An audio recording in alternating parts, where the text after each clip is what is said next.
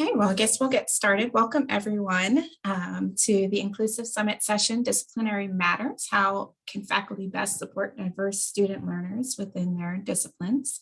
And in this session, we are focusing on the writing discipline. And today we are so thankful to have Elizabeth Sanders Lopez from Georgia State University join us and present a wonderful session. So take it away, Elizabeth. Thank you so much. I appreciate it, Emily. Emily's here from Every Learner Everywhere, and I'm sure has tons of great experience to share, but also is going to keep us straight. So she'll be monitoring the chat for us and maybe making a note if we get really energetic about our conversation, letting us know when it's time to stop. So thank you for that work. I thought what we would do as we got started, I have a Google Doc to sort of maybe guide our discussion, be a place that we can, if we desire, capture some of our ideas, but also share some of the ideas that I'm bringing to the session. So by way of introduction, I'll tell you that I'm an associate professor of rhetoric and composition in the English department at Georgia State University in Atlanta. I have been a classroom teacher for over 30 years and also in the field of writing and rhetoric. And I've taught writing classes at all levels, from first year writing through upper division writing courses to graduate level writing courses. And so I've been thinking about curriculum development and writing instruction for a really long time. And work in the administrative side as well. So this idea of how not only I as a classroom teacher need to think differently about my students, think about how to sort of release some of my own hold over instruction and really invite students in to be active participants in the learning environment is critical, I think, for me as a teacher, but also for those that I work with and mentor at the administrative level and as we work on curriculum design. So one of the things that really caught my ear in the keynote this morning was when Dr. Garth McCullough said that one of our goals is to think about how students experience our courses. And it seems to me that can be one of the hardest things to do if you're someone, whether you're a new teacher or whether you've been a teacher for many years. Once you're a teacher, in some ways, you're no longer a student. Your perspective really does shift. And so one of the struggles that I have that perhaps we'll talk a bit about if it's also your struggle is how to not just think about the teacher perspective, what I think is important in a class, what I think is critical about a class, but to try to see my courses through my students' eyes and to invite students to show me what my courses are like and to change what we do based on their feedback and input, and that perhaps gets us closer to equity in teaching. So let me share my screen and pull up the Google Doc. I think that Emily can put the Google Doc into the chat as well for you, so that if you want to pull it up on your screen or add something to it or have it for later, please feel free to do that. If you would prefer to just sort of listen and contribute either verbally or in the chat in our Zoom, that's perfectly fine as well. So I thought a good starting place, rather than me sort of presenting, would be to ask for your ideas and to really begin thinking about what's your assessment of what's working well or what's effective in your own classrooms or curriculum. I sort of seeded this with a couple of things of my own. And things that I think are common to the discipline of writing across the board. Disciplinary best practices indicate that we tend to think a lot about student reflective writing. That's been a theme in our literature within the field of writing for a long time. We also tend to talk a lot about collaboration to get students involved through peer review or through group writing or other forms of collaborative activity. So I'm wondering if there are other things that you feel like are going well in your classes. I think it's always good to start with the positive rather than to jump right into things we need to fix. Any thoughts to share there, either again in the Google Doc or in the chat, or feel free to unmute and share them aloud.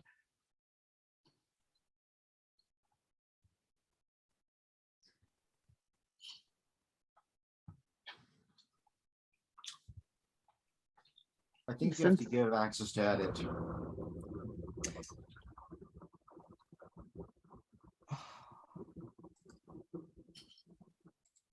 Let me take a look here and see if I need to make an adjustment to. I just did it. It let me do it. So it should be good. If you refresh the document, it should work.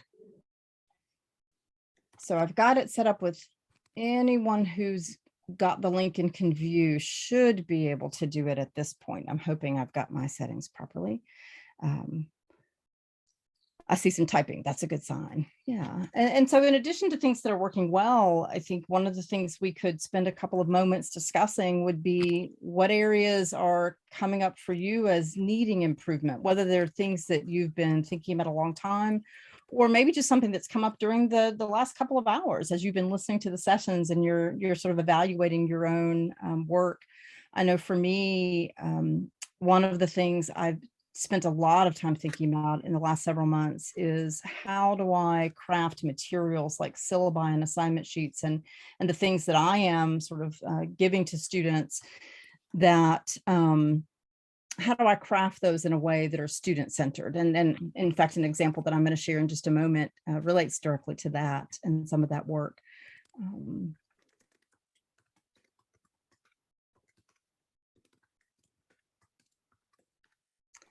Yeah, I'm glancing at some of the additions in the Google Doc, and I can so relate to this idea that students who are not used to active learning may resist a little, may not want to immediately contribute, or may not feel like they have something valuable to share. And perhaps their past experiences in classrooms have given them reason to be quiet.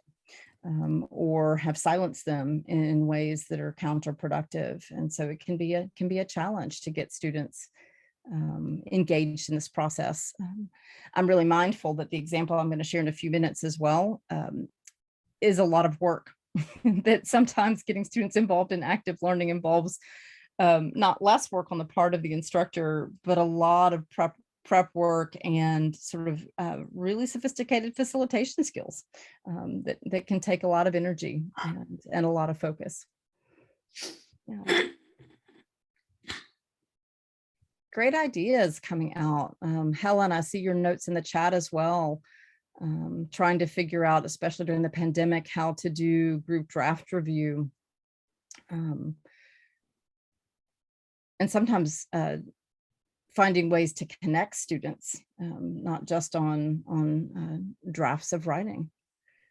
Absolutely. Any other thoughts that you're kind of coming into the session with? Anybody want to take a moment and express any of those verbally?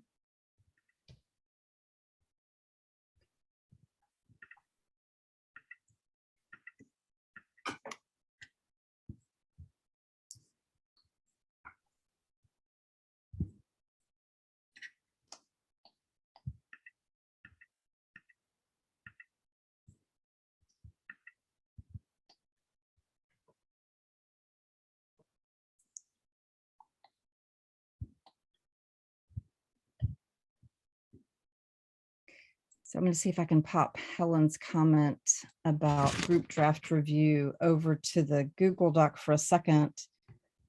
That way we get it captured. I think that's a really important, whoops. That's a really important idea.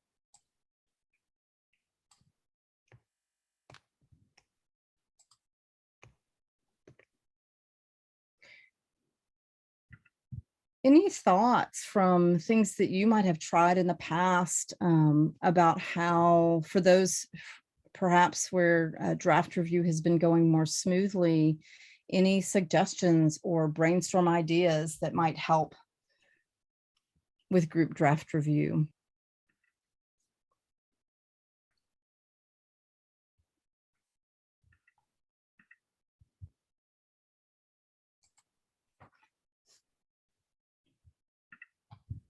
I'm wondering what issues the students are having with draft review. You know, in my experience, sometimes those issues have been logistics. and access, right? Sometimes it's just students having the ability to connect in time and space with other students. I know that at my university, many of our students are not only taking classes, but work one or maybe more jobs. They have family commitments, and so their available time for work external to class can be really limited, and very limited, especially in time. And so if we're setting up very restricted group review deadlines and timing, it can be really hard for students to meet those deadlines in a way that is meaningful. So I wonder if having either students, if the issue is time and that kind of perspective, having students guide the calendar for that work, or make decisions about when and who they do review with, if that makes any difference, as just sort of a brainstorm idea. I wonder though, Helen, if the origin for some of your students is instead not just time and day, but also access or process. How meaningful is that review to them? How willing are they to be engaged in that process? And do they have the technology needed to make it work? And I think all of those might be important factors. Any other thoughts to share? You know, I have found that in terms of peer review, I use Google Docs for the peer reviews.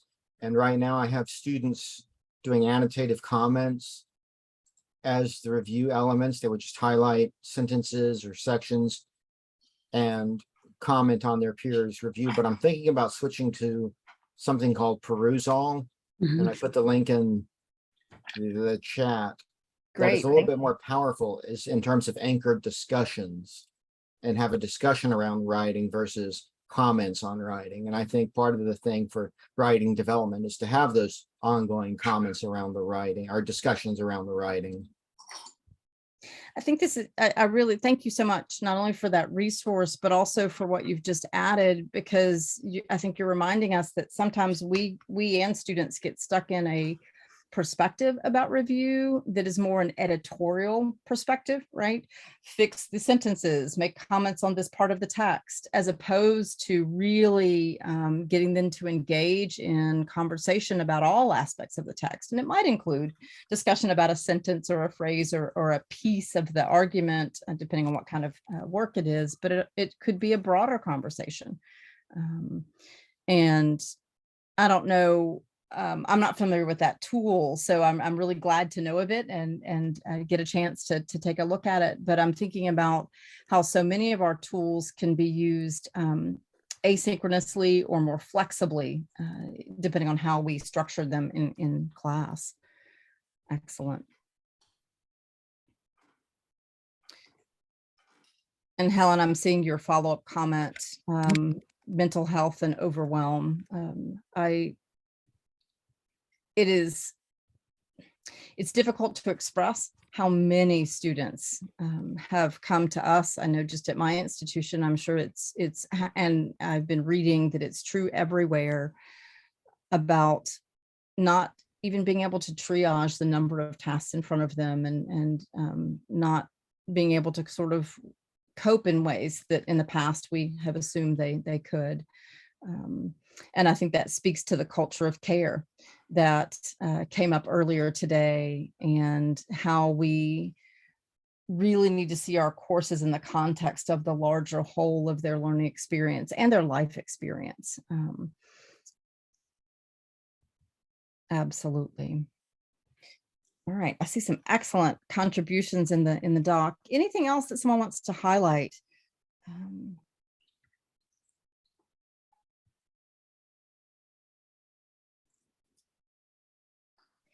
So I have one example that I was going to share, but I wanted to, again, let you get sort of ideas out first.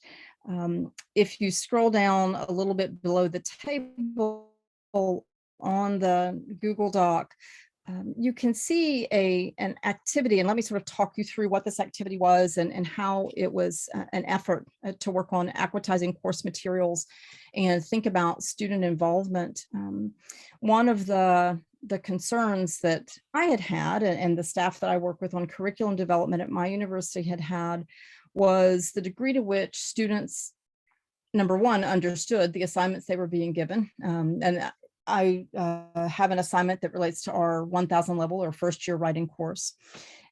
And not only how much students were understanding these assignments, but how interested they were in them. That it seems to me sometimes we get stuck in our own silos thinking about what an assignment needs to be, how we're going to meet learning outcomes for a course. And in that process of trying to do something good by crafting an assignment that will, we think, create good learning, we miss the student experience and what students really need out of an assignment. So one of the strategies that we've begun to use, different teachers have done this in different ways in our program, is to have students write and craft and create a robust input for all of our assignment sheets. And so this example comes from the second major writing project in a first year writing course that has 4 projects total. So at the point where this is enacted, students have already gone through about a month of class and had a first major writing project already assigned. And the goal is to have instructors come to class with only the minimal sort of non-negotiable material needed for that assignment, keeping it as short as possible so that students have the ability to craft and add to and write the assignment itself, rather than to get trapped in a lot of educational teacher talk. And so the first step would be to have an instructor craft the basic assignment template for whatever project you have in mind, keeping that as short as possible. The elements that seem important to us, and so when we have tried this in our courses in our program, is number one, just having an assignment rationale or a purpose statement. So why is the assignment being given to students? Now that's going to be edited and changed by students, we hope, but having a brief rationale seems important at the start. There may be some required learning outcomes that tie this assignment both to the course, but maybe also to the program. Many of us work within programs where the learning outcomes for our courses and sometimes for individual assignments are prescribed and non-negotiable. And so if that's true, you need to have those learning outcomes clearly specified. Any other non-negotiable assignment parameters. So if there is a particular skill that is tied to this assignment for the course and maybe scaffolded into, if there is a required length, if there's a deadline that needs to be met so that you can then move to the next unit or module in class, all that should be specified at the start. In our courses, in many cases, by the time you've gotten to assignment number 2, the grade weights of all the major projects are usually established, whether those were established at the beginning by an instructor or by the curriculum you've been given, or even if those are negotiated at the start with student input, you probably have a percentage you're working with by the time you begin the project. So establishing a grade weight, indicating what that should be. If there is a grading scale that will be used or has to be used for the project, that should be included. If you're using any kind of a grading rubric, again, these could be things that are prescribed by program or curriculum, or you may have complete flexibility. Once those basics are ready and given to students, the next goal would be to have an instructor introduce that and to have students working in small groups, ideally. Duly noted Helen's comment about how tricky this can be. So you might think about your own students and strategies, depending on the modality of your class, for getting them engaged in this work. But to have students talk through and answer the questions about the assignment, about what it is and why it's important, what their tasks are, to set deadlines or to determine how that might work, and to talk about how they would like to be graded and how they think they can be successful with the project. And this is more than just students sort of interpreting a teacher handout, but really having students be co-creators in constructing the assignment itself. And then once this sort of small group or student work has happened, to move into a whole class discussion to reach some consensus, because at some point you'll need to move on and have students doing the work that the assignment requires. So I'm going to push down, there's a sample PDF linked. Let me go ahead and I'm going to share that PDF on screen as we're talking.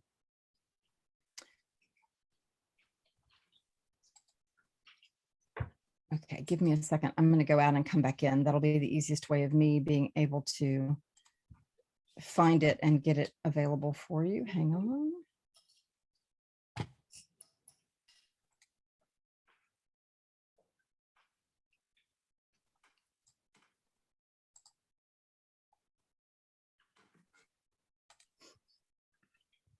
Forgive my clunkiness here. All right. So and this is just one example of how this has worked. So in the particular composition class that I had in mind for this, we introduced just what you see on this first page of the PDF. And this was the second project. It happened to be a supported argument on literacy. And so the major purpose was for students to write an essay with research support. So not a full-blown lengthy researched paper, but an essay with a primary source, which was their first paper. So the first paper in the course had been students writing about their own literacy and their own experience with language use and writing. And then to think about their literacy skills and potential career applications. So how can they imagine expanding their own experience and applying that outside of the classroom, perhaps to future goals? Now, this is a class for first-year students. Some of them may have a clear sense of why they're in college and what their plans are. Some of them may already be working in some capacity within the field of their choice. Others may have no idea where it is they're headed, and not a lot of clarity surrounding why they're in school even. So, we've seen a range of responses to this, but the teacher in this case provided simply these brief non-negotiables: the purpose, learning outcomes for the project, and the non-negotiable parameters that the students needed to start with their first paper as a primary source, that they would use 2 additional sources. They would use MLA. They had to produce a narrative of 500 to 750 words. Now, in your courses, there may be fewer parameters that are required or more, depending on the way you structure your class. And then there's a standard grading scale that's used in that particular course. So what I want to show you is perhaps some of the unexpected or interesting things that came out of a group of first-year students collaboratively working on the questions from the prompt and trying to determine what this assignment was and how to set parameters that they felt comfortable with. So more or less seeing how students created their own buy-in into what the assignment was and why they were doing it. Getting students to think about and having some of our students talk about the value of their education and why their first year composition class had the potential to help them with their future career. What I found especially interesting, and you can read these details later, is that students spoke up very quickly in this class and asked, requested that this not be a traditional academic paper. And to the degree to which it was within the instructor's power to change or to suggest a broader range of formats that met student skills and desires for the way they could express themselves, that became very possible. This assignment only had the parameter of a 500 to 750 word narrative. That doesn't mean it has to be a traditional academic narrative. It can be presented in lots of ways. And so students wrote the assignment to be an academic paper, a web article, a blog post, or an annotated PowerPoint. That any of those forms might allow them, number one, some choice and a way to showcase their own literacy skills. They also very quickly asked if they could have someone else review their work. That this may not be an assigned peer partner in class, this may not be the instructor, but that especially because of the career focus of this project, a couple of students asked if they could share this with a professional in their field, someone in their family who works in the area they want to work in, someone who could provide feedback on the document in a way that perhaps another student could not. or that could they ask another trusted reader? And this got me thinking a great deal about what kind of feedback students wanted, but also might speak to what Helen brought up earlier, which is if they're resistant to peer or group work, maybe part of their resistance is connecting with classmates.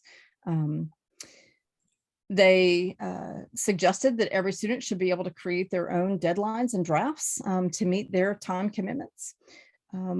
Students in this particular class also had really interesting advice for each other. And I'll just point out in that last section on how can I be successful, students sort of intuitively knew some of the things that might be most helpful to them versus things that would not. And what better resource to have students say, I need to prepare before I go talk to my instructor, or I should go see a writing tutor, or maybe I have a trusted friend I can ask. So I would love not only any feedback about this as one potential way of getting students engaged with course material, trying to equitize the assignment by asking for students to write some of the criteria for how they will be assessed and graded. But also any other thoughts you might have about things you've tried that might be in a similar vein. I see Jason's comment in the chat. Absolutely. My philosophy is also that any feedback students get is valuable, whether it's under our own sort of guidance in the classroom or whether it's external. That sort of models a workplace environment, I think, in some ways, and might be really valuable as a skill.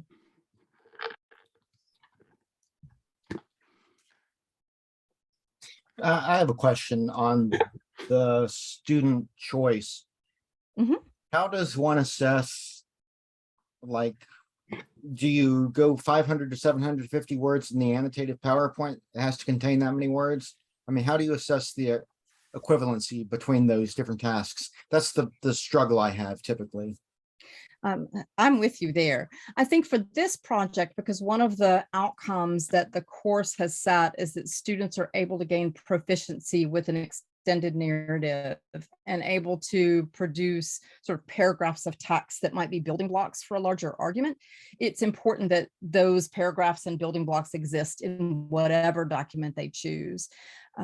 So for this particular class, what we did is allow that flexibility that you see here, that students could produce either sort of an MLA formatted document that looks like and sounds like a traditional academic paper with more of an academic focus, and that was an extended single narrative.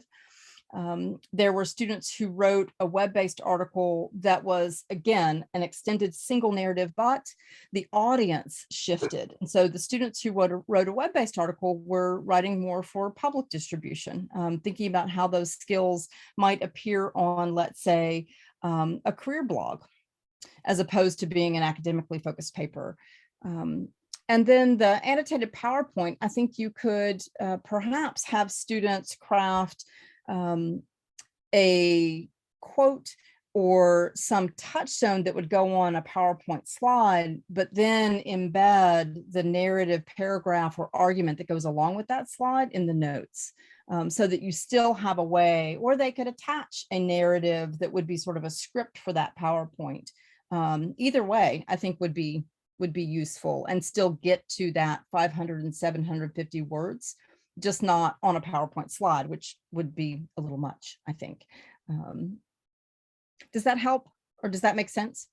Yeah, that makes some sense. I mean, I was thinking while you were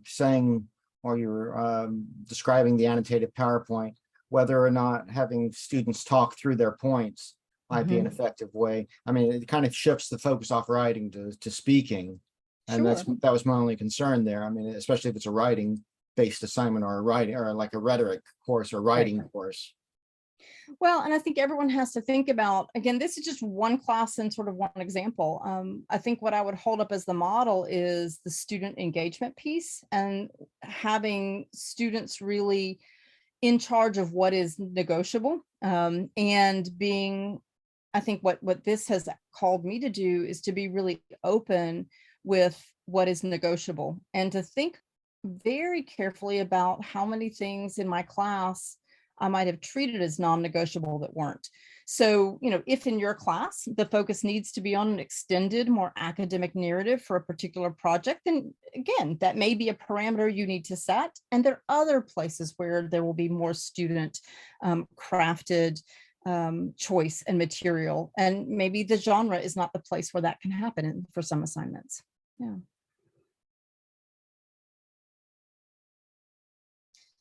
Other thoughts about getting student engagement? I mean, I think the key here, and for me, the tie back to our larger conversation about equity in the classroom is that for me, this level of work means that every student in the course has a voice, regardless of their engagement in past classes, their background. Their voice is valuable and necessary, that every student is part of a group that gets to write the assignment.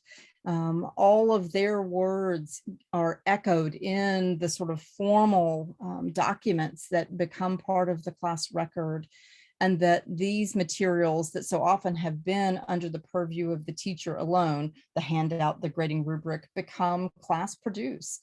And, I think this level of transparency that we need to bring to the classroom about what is set, what we have to do, what we're obligated to teach, versus where there is flexibility, where we want students to engage, where we can maybe need to talk more about why we're doing things, where we can change how they're assessed. I didn't highlight that in this particular class, students requested to do some self-assessment. And, depending on your philosophy of grading, that may look really different than this example, right? You may have more self-assessment on the part of students or less, right? So I think that what I hold up to you as the example is not so much the PDF here with what happened in this particular class, but what you see in the Google Doc as the larger framework for doing this, and to think about how that might be more of a heuristic for your own courses.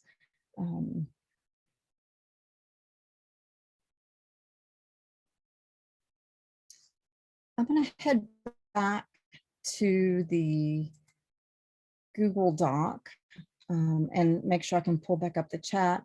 Other thoughts that you would like to share? I was hoping in our last 10 minutes, we would talk a bit more about your ideas, questions you have, things you've tried, or if someone wants to toss out a thorny problem in what's not working in courses or that you've been thinking about, maybe we can all brainstorm some ideas together.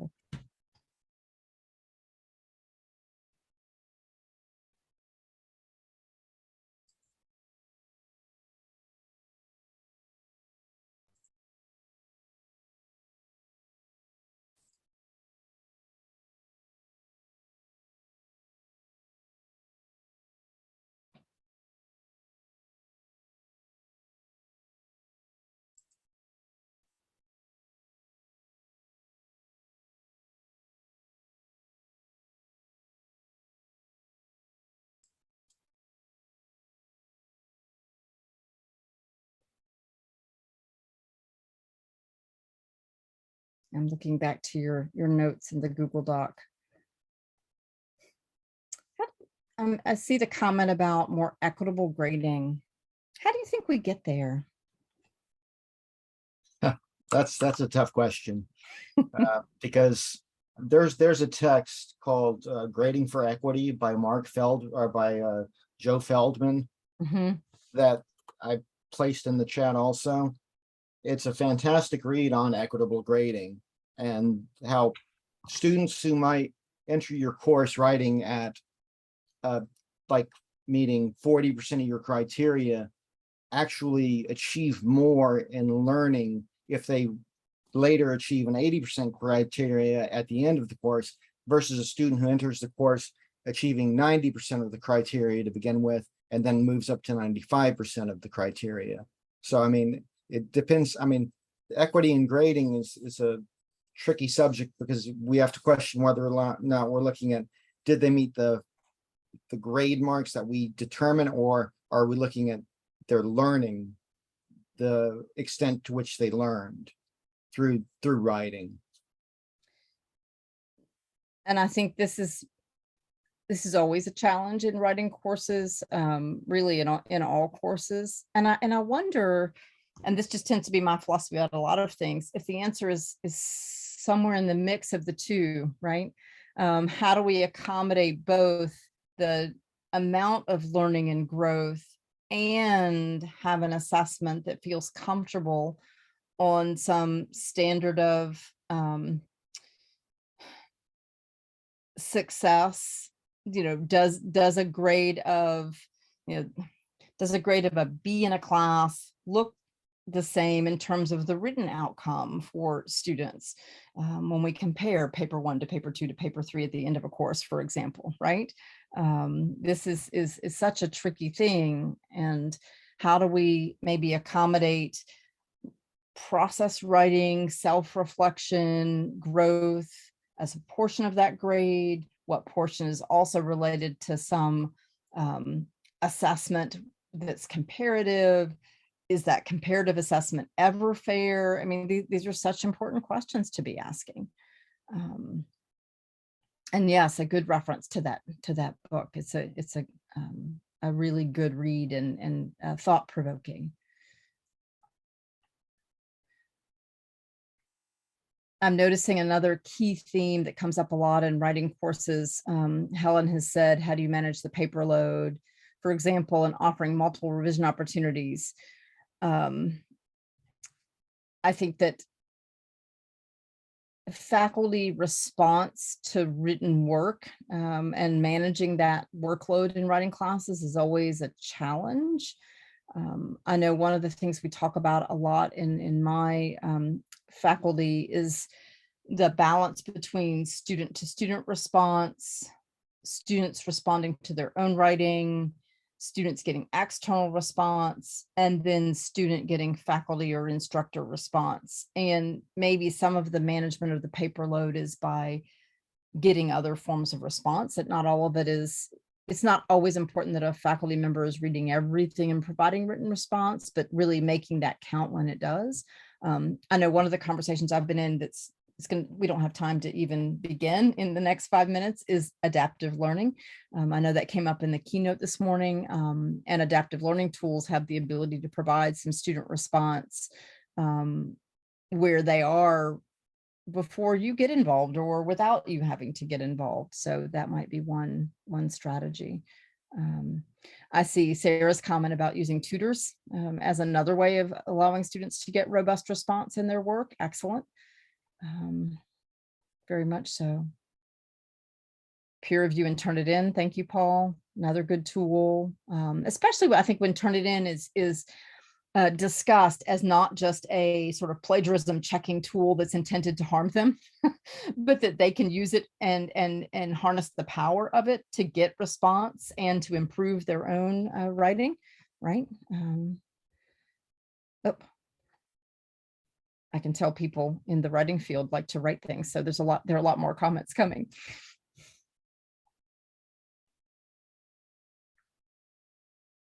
Yep. Absolutely. Any other last thoughts about how we might help our students be more engaged? Any other tools or ideas, things you've tried, or questions you want to toss out as we get toward the end of our time together?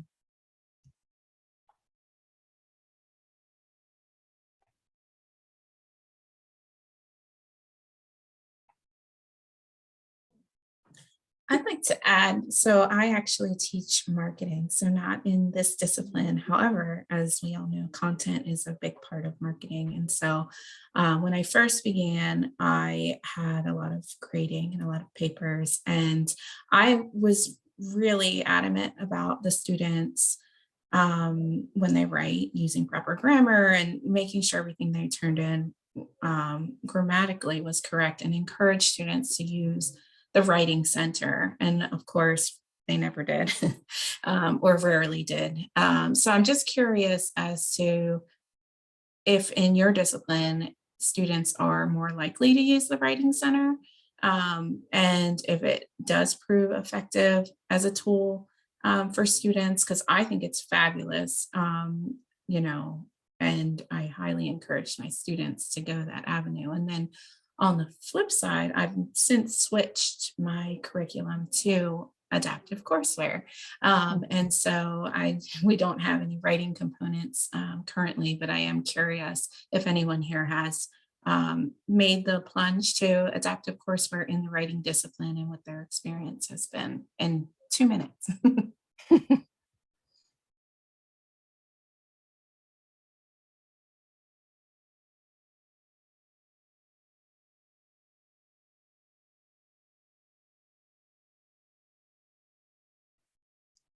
I think the silence speaks volumes. I will tell you, one of the some of the adaptive projects I've been working on the last couple of years have highlighted the challenge for writing instruction in that arena. That unlike some disciplines where there can be more sort of content-driven work that just naturally fits within adaptive platforms, writing instruction can feel trickier.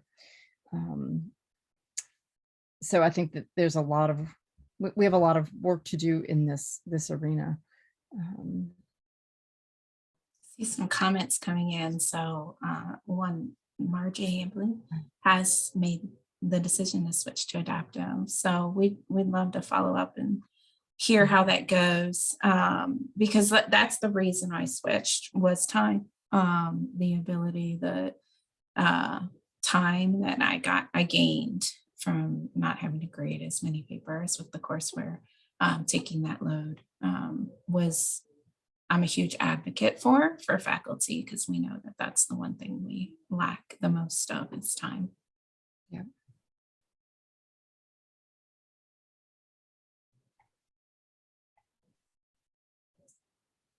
Wonderful. The last two comments, yeah. Oh, we're at 2:55. So I think we have to end so that we have the ability to go to our next session. I really appreciate all of your engagement, all the comments in the chat, and all of the things just speak to the exciting work that we're already doing, the places where we feel the pain points or where we need to kind of push and do some more work. So thank you. I hope the examples that I've shared and that others have shared are helpful to you as you continue to think about your own instruction. Thank you, Elizabeth. And thank you to everyone for attending. And as a reminder, please stay with us through the end of the summit today at 4. Following the final session, we'll have a short survey, and those who complete the survey will earn a digital badge for attending the summit and will be entered to win a raffle for $100 or a $50 gift card. So hope to see you guys soon in the next session. Thank you. Thanks, everybody.